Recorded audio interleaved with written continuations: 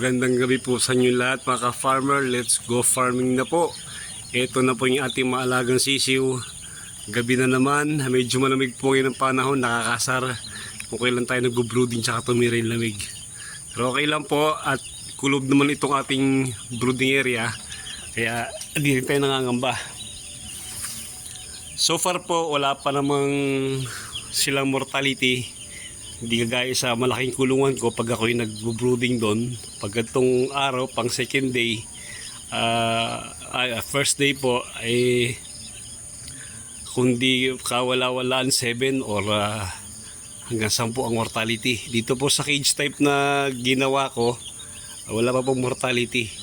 Kompleto pa po sila. Sila po ay 318. May pasobra pong 18 pieces. Wala pa rin pong nalalagas. Kaya maganda po pala pag ganito setup.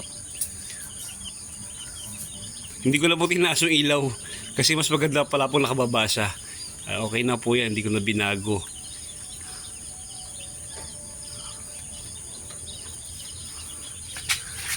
Ang pagbibigay ko po sa kanila ng electrolyte, upon arrival lang. Pero pag ganito po, plain water po yan. Bukas po ay second day nila, pwede na po tayo magbigay ng prevention. Magbibigay po ako sa kanila ng antibiotic panlaban sa sipon o ano man yung mga sakit na pwede nila nakuha nung sila yung nag-travel. Magbibigay po ako for 3 days half dose para i-prevent yung anumang sakit na nasagap nila nung sila ay nag-alakbay. Po, meron pang sa ulo kapag day old. Ayan po yung ulo niya, kita mga bagong pisa pa. Okay naman po sila. Medyo pag ganyan binuksan ko, medyo nagtutumpukan sila kasi malamig. Pero pag sinalado ko po yan, kulob na kulob po yan.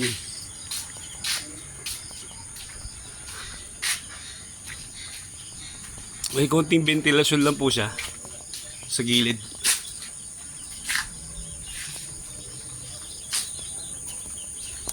Po. Pati ilalim po yun, nilagyan ko ng tabing kasi pumapasok sa ilalim yung hangin. Nakikita ko ibang reaksyon nila, kaya nilagyan ko na rin po para sigurado. Pero sa tanghali po walang problema, napaka smooth. Paggabi kasi bigla po lumamig dito sa Quezon, Lucena, kaya ayan, nagtutumpukan sila kapag binubukas ako yung tabing.